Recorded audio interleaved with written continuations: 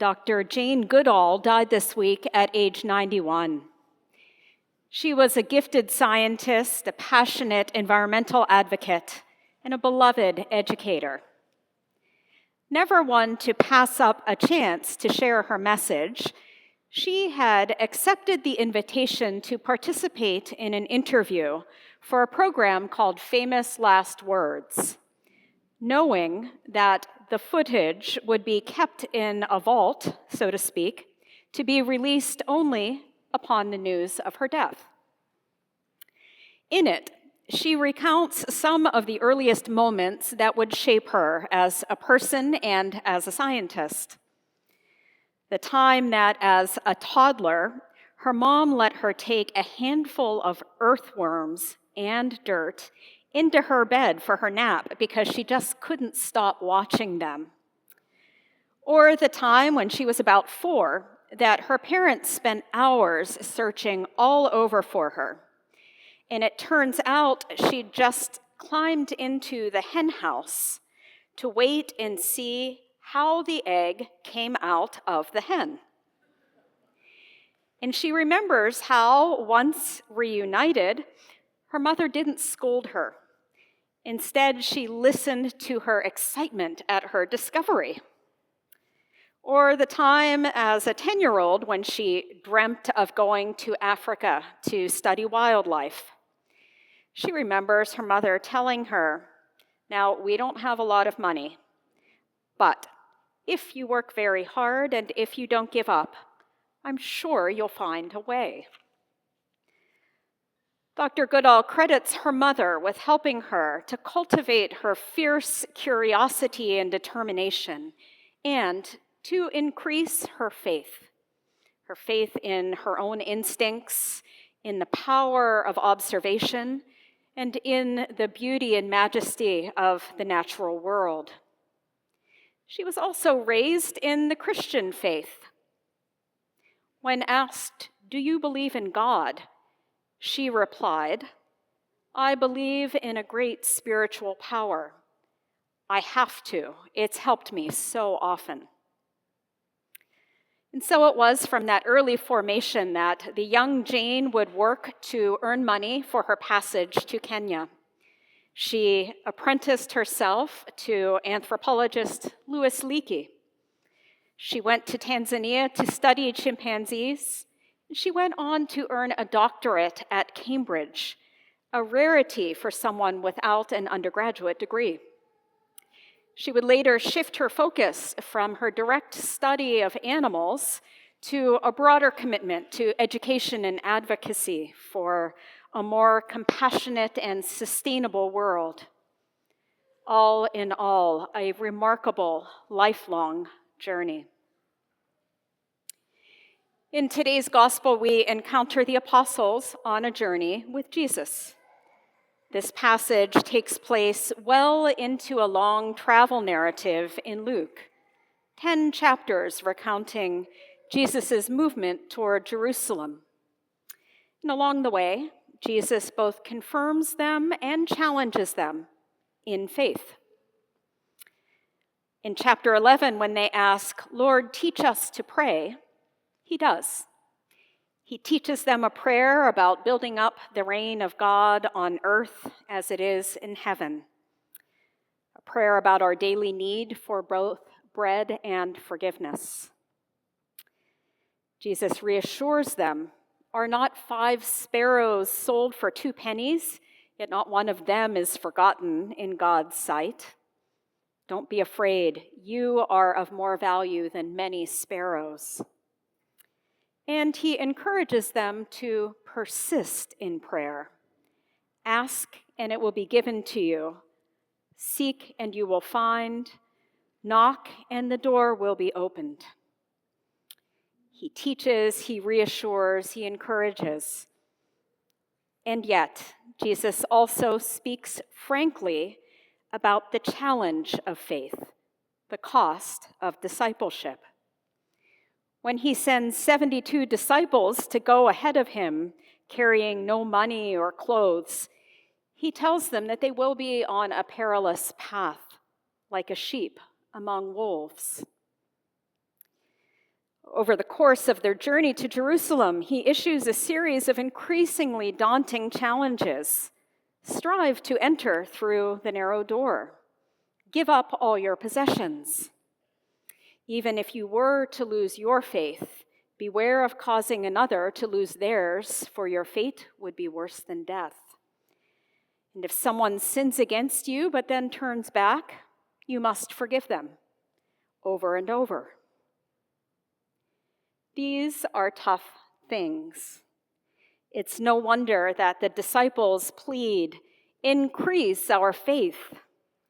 I quite like this. It's so honest. Help us out already. I like knowing that even the apostles who walked and ministered alongside Jesus, who would go down in history as saints, even they felt inadequate in their faith. As he often does, Jesus responds indirectly. And he talks about a mustard seed. Now, he's talked about this seed before in a parable that turns up not only in Luke's gospel, but also in Matthew's and Mark's. Jesus asks, "What is the reign of God like?" It's like a mustard seed, which a man took and planted in his garden. It grew and became a tree, and the birds perched in its branches. What can we say about a mustard seed? It's small, it's commonly available, you can find it all around, and it's thought to have some medicinal properties. A mustard seed can take root and grow, not so much into a towering tree, but rather more of a sprawling shrub. Yet even this can give shelter to birds. In today's passage, Luke tells us that Jesus says, if you had faith the size of a mustard seed, you could uproot a mulberry tree and plant it in the sea. This would have been fairly far-fetched. And Matthew places an equally outlandish claim. If you had faith the size of a mustard seed, you could tell a mountain, move from here to there, and it would. I don't think that Jesus is scolding his friends for having no faith. I think he's trying to get them to see that the faith that they do have is enough. I think Jesus is telling them, use what you have and trust that God's power is working in you and through you and all around you. He's responding to their plea, increase our faith, with a sort of profession of faith in them. You already have enough faith. Practice it and live it out. Increase our faith. Where does faith come from to begin with? Sometimes we inherit a faith through our parents and grandparents, like Timothy in today's epistle. He received the gift of faith from his mother and his grandmother, we're told. Sometimes we come to faith through a life-changing event, a clear scan after months of chemo, walking away unharmed from totaling our car. Other times we come to faith in a less dramatic form, through a chance encounter with a stranger or ongoing conversation with a friend.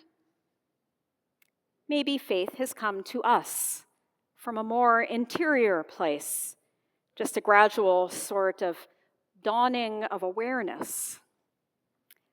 I wonder which of these dimensions of faith is most present to you today in your own story.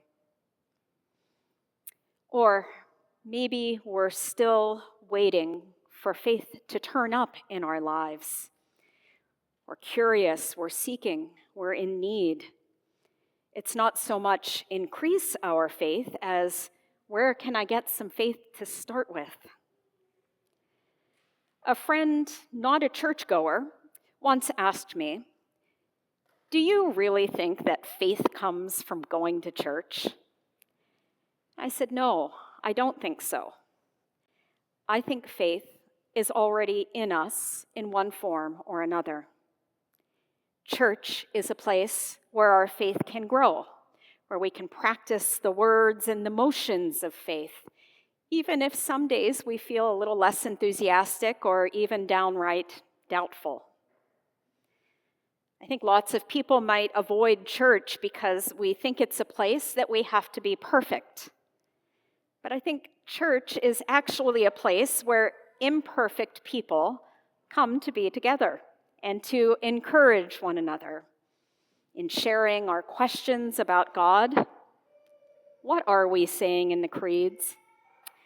In our desire to follow Jesus a little more faithfully, in our longing for just a tiny spark of spirit to warm our souls. And somehow, the bunch of us, each of us with our ragged little bits of faith, come together to create something bigger than the sum of its parts. Increase our faith. At the end of the famous Last Words program, the interviewer leaves the set, and Dr. Goodall turns to speak directly to the camera, that is, to all of us, the viewers. These are some of the things that she says.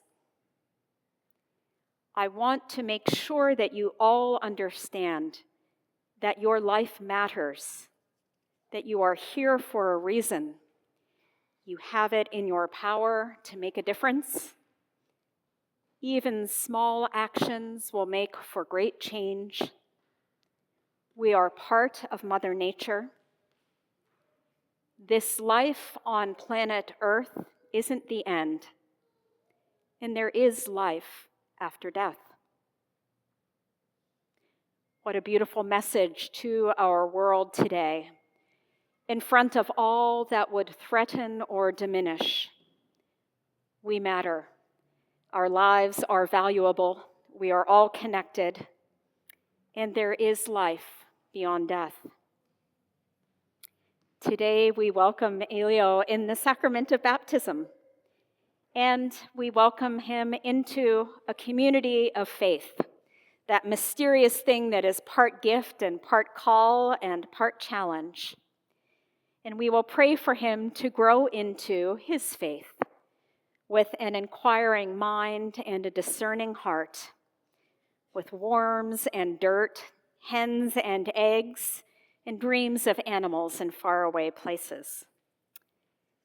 And we will affirm our call and commitment to serve God and one another and all creation, and to bring about the reign of God on earth as it is in heaven. And we pray that in doing so, we will increase our faith. We matter. Our lives are valuable. We are all connected. And there is life beyond death. Thanks be to God.